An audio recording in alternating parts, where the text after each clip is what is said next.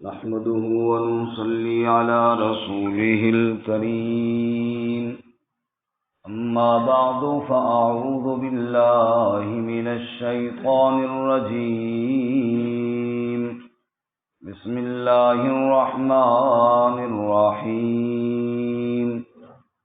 قال رب أنى يكون لي غلام وكانت امرأتي عاقرا وقد بلغت من الكبر عتيا قال كذلك قال ربك هو علي هين وقد خلقتك من قبل ولم تك شيئا قال رب اجعل لي آية قال آيتك ألا تكلم الناس 3 ليال سويا فخرج على قومه من المحراب فأوحى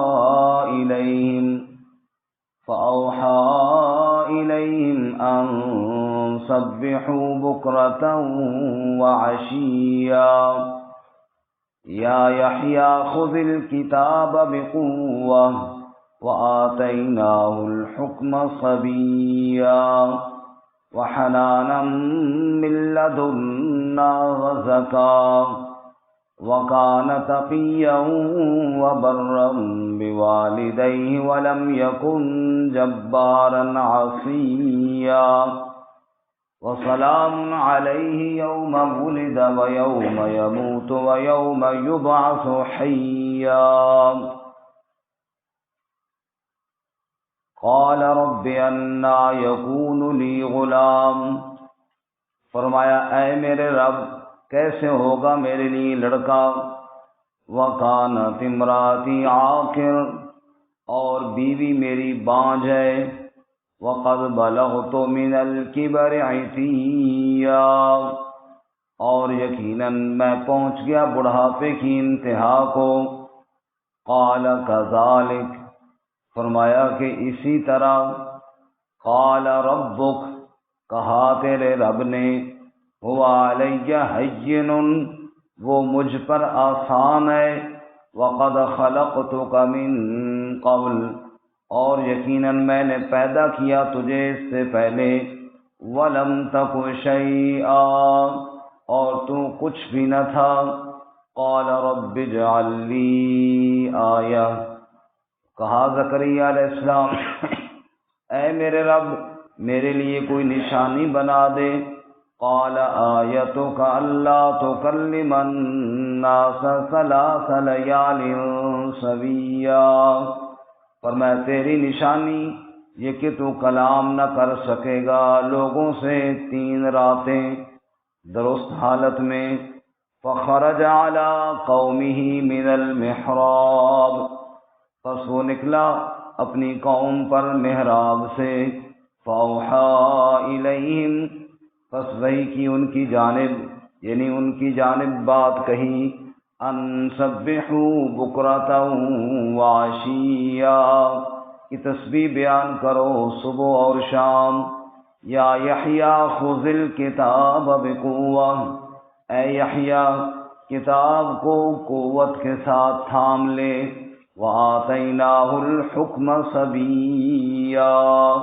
اور ہم نے اس کو حکم بچپن میں ہی دے دیا وحنانا من لدنا وزکاة اور بردباری ہماری طرف سے اور پاکیزگی وکان تقیا اور وہ تقوی والا تھا وبرم بوالدی اور نیکی کرنے والا اپنے والدین کے ساتھ ولم یکن جبارا عصیا اور وہ سرکش نافرمان نہ تھا وسلام علیہ اور سلام ہو اس پر یوم ولد جس دن وہ پیدا ہوا ویوم یموت اور جس دن وہ فوت ہوا ویوم یبعث حیا اور جس دن وہ اٹھایا جائے گا زندہ کر کے سبحان ربک رب العزت عما یصفون وسلام علی المرسلین والحمد للہ رب العالمین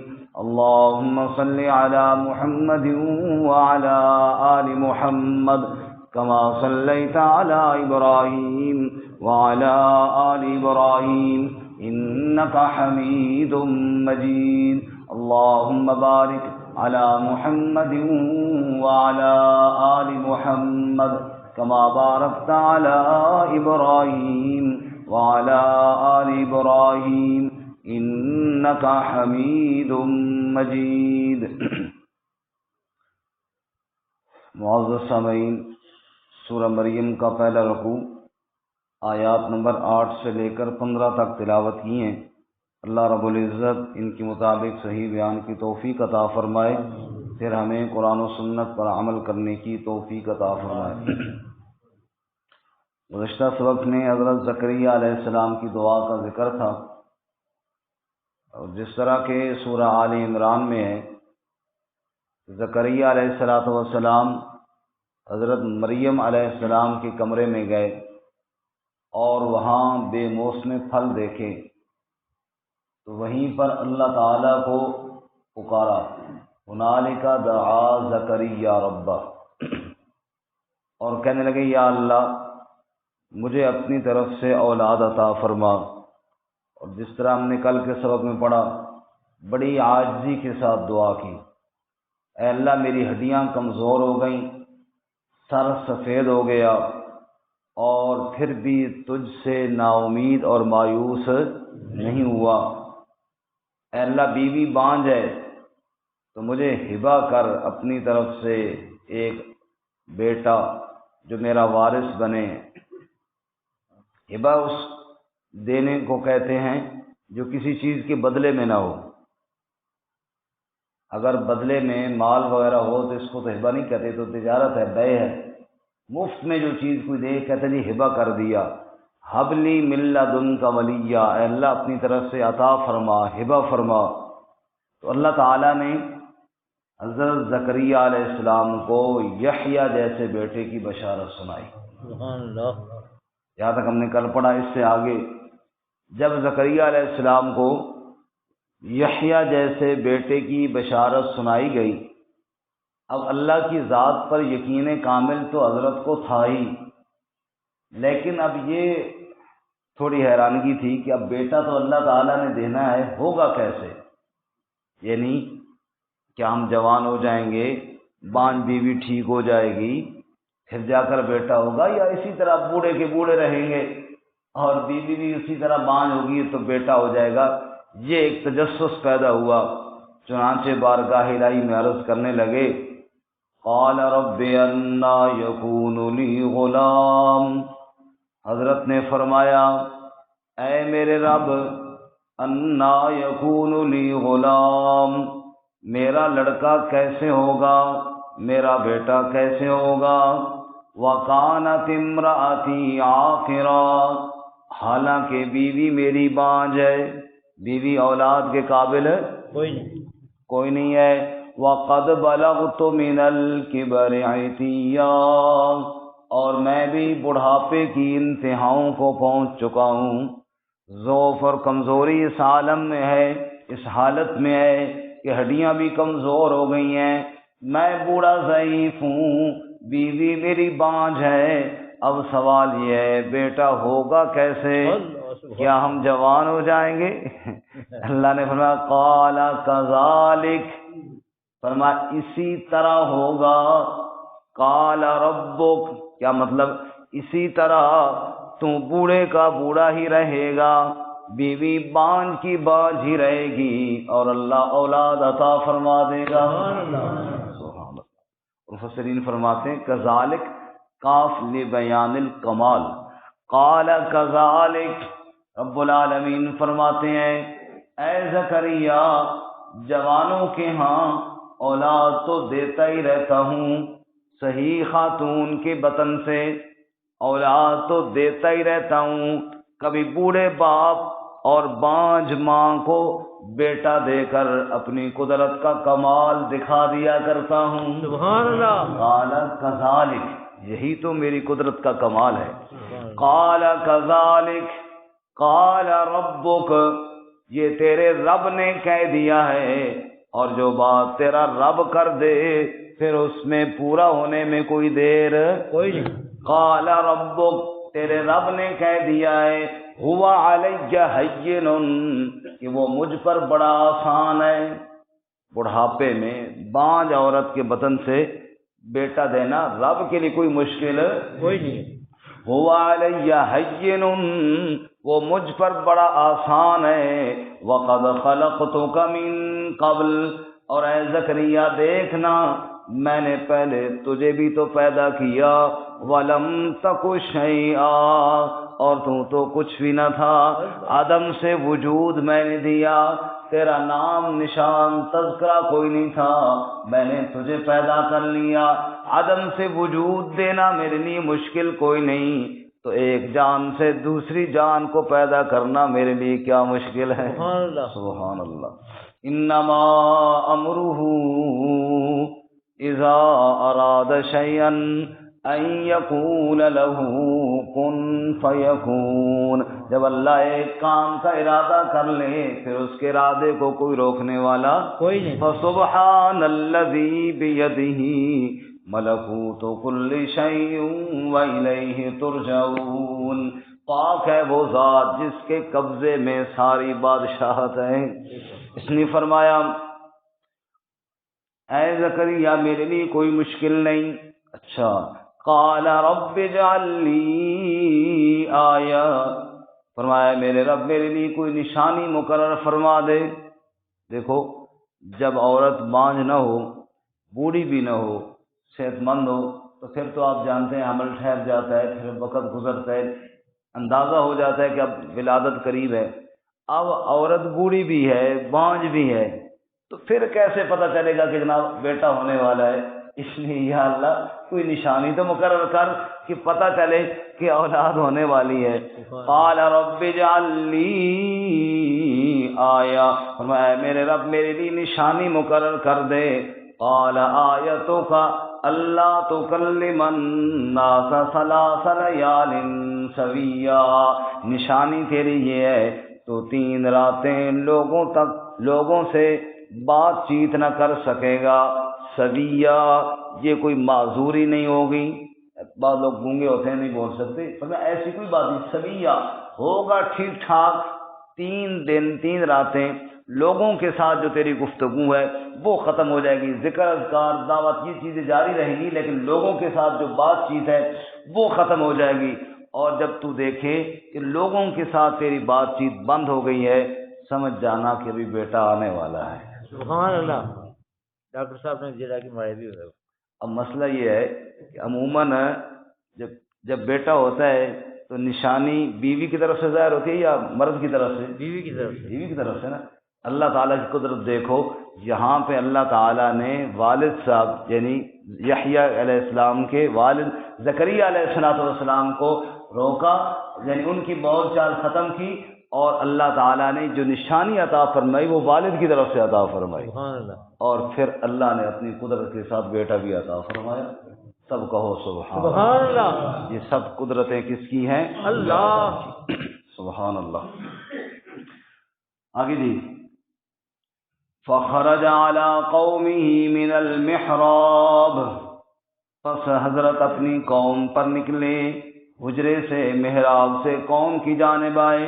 فأوحى إليهم وحی کی ان کی طرف یعنی اشارہ کیا ان کی طرف. اصل میں وحی کہتے ہیں خفیہ طریقے سے کوئی پیغام پہنچا دینا. اب زبان تو روک کے حضرت کی کہ لوگوں کے ساتھ بات چیت کریں تو اشاروں میں کہا کہ اللہ کو یاد کرو. فأوحى إليهم پس ان کی جانب یہ پیغام دیا ان سبحوا بکرة وعشیا کہ صبح و شام اللہ کا ذکر کرو. صبح و شام اللہ کو یاد کرو. اللہ تعالیٰ کا ذکر اپنی زبان پر لے آؤ. زبان کو ذکر الہی کے ساتھ تر کر لو.